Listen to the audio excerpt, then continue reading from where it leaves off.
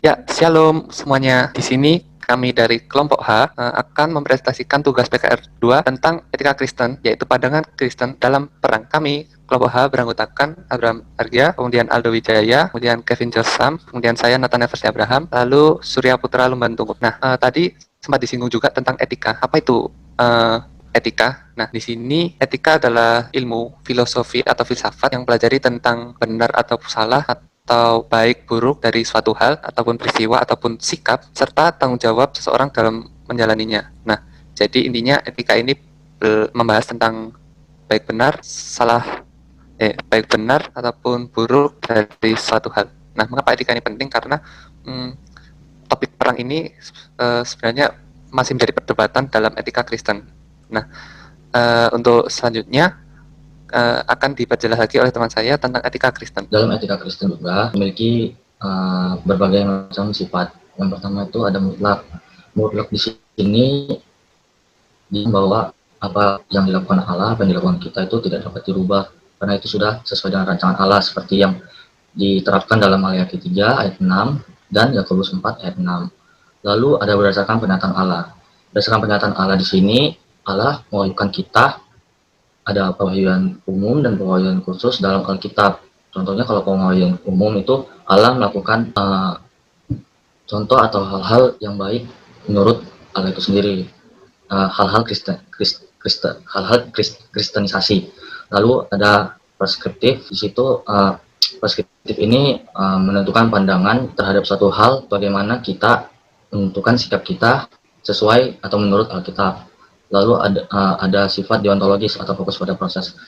Sikap atau etika deontologis ini dalam etika Kristen itu berfokus pada suatu proses di mana di proses tersebut tidak menghalalkan segala cara, namun berpedoman pada hukum-hukum yang tertera dalam Alkitab. Contohnya hukum Taurat. Jadi yang menurut hukum Taurat itu baik, ya baik, dan yang menurut hukum Taurat itu buruk, ya buruk. Nah, perang salib ini dimulai pada abad ke-11 sampai abad ke-17 di Asia Barat dan Eropa.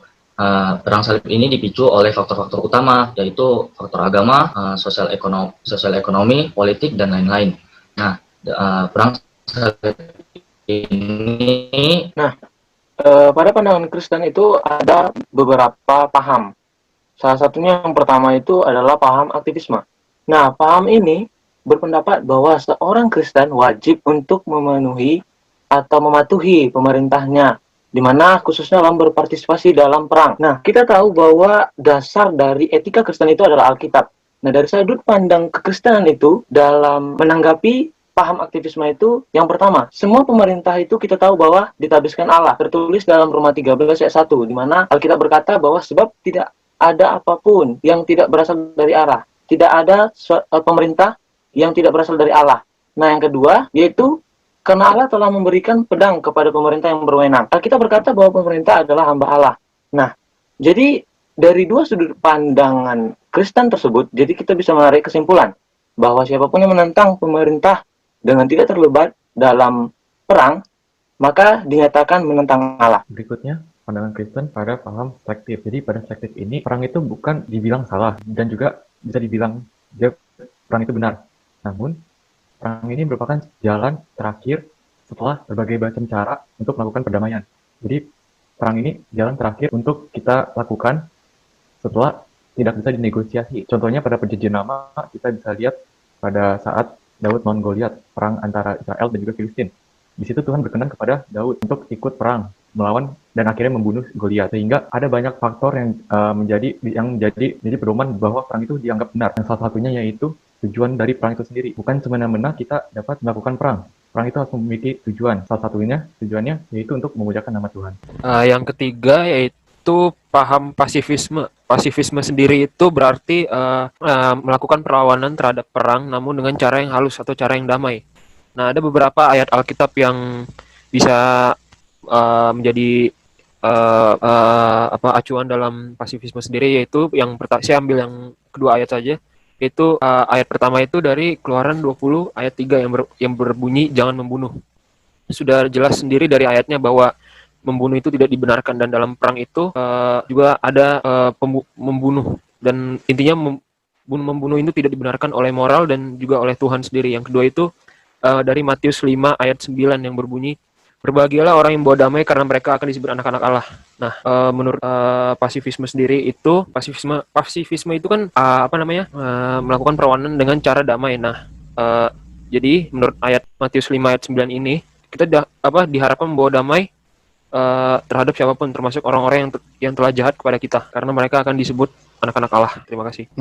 Dari beberapa pernyataan yang sudah diulas oleh teman-teman saya, kami dapat menyimpulkan seperti ini, bahwa sebenarnya pandangan Kristen ada 3 itu adalah sebagai acuan kita, bahwa perang itu memang tidak dapat dilihat benar dalam segala sisi, karena secara moral pun dapat menimbulkan kerugiannya pun juga membekas, apalagi pada korban maupun anggota keluarga yang ditinggalkan. Nah, kemudian juga memang tadi sudah dibahas, itu ada benarnya, karena pasti secara alamiah maksudnya sudah menyadari bahwa pasifisme ini adalah bentuk yang sangat dianjurkan, karena bagaimanapun juga itu tadi, perang memang tidak dapat dibenarkan. Nah, tetapi pasifisme ini juga mendukung kita dalam mengusahakan perdamaian, seperti yang ada di gambar itu, yang adanya orang itu. Nah, itu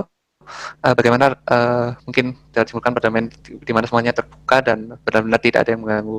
Sayangnya tidak semua pihak yang berinteraksi dengan kita itu mau menerima apa yang kita pikirkan. Nah, oleh karena itu, jika kita sudah mengusahakan yang terbaik untuk perdamaian, akan tetapi kita ini malah diserang, kita harus mempertahankan diri. Nah, jika dalam konteksnya ini adalah perang, kita pun juga harus ikut berperang. Inilah yang dimaksudkan oleh konteks selektif. Nah, selektif tadi ini maksudnya adalah just war, atau beberapa perang yang tentang keadilan, just atau justice gitu. Jadi kesimpulannya adalah pandangan Kristen yang seharusnya kita ambil adalah pasifisme yang selektif. Jadi bagaimana kita tetap mengusahakan perdamaian, namun juga tidak tutup kemungkinan untuk melawan apabila kita mengasihi, karena mengasihi pun juga harus ada wujudnya. Iman tanpa perbuatan pun hakikatnya juga mati. Jadi begitu. Nah, untuk yang aktivisme ini, kita pun juga harus memilah-milah. Patuh pun boleh, tetapi kita juga harus mempertimbangkan apakah otoritas yang di atas kita ini sudah sesuai dengan firman Tuhan atau belum. Nah, jika belum sesuai dengan firman Tuhan, kita layak untuk menegur dan memperingatkan begitu. Nah, dan juga ditegaskan ulang bahwa pandangannya ini bukan untuk sesuatu yang harus dibeda-bedakan ya. Begitu. Baik, mungkin sekian dari kelompok kami. Apabila ada kekurangan ataupun kelebihan, harap dimaklumi dan mohon maaf. Shalom, selamat menanggapi.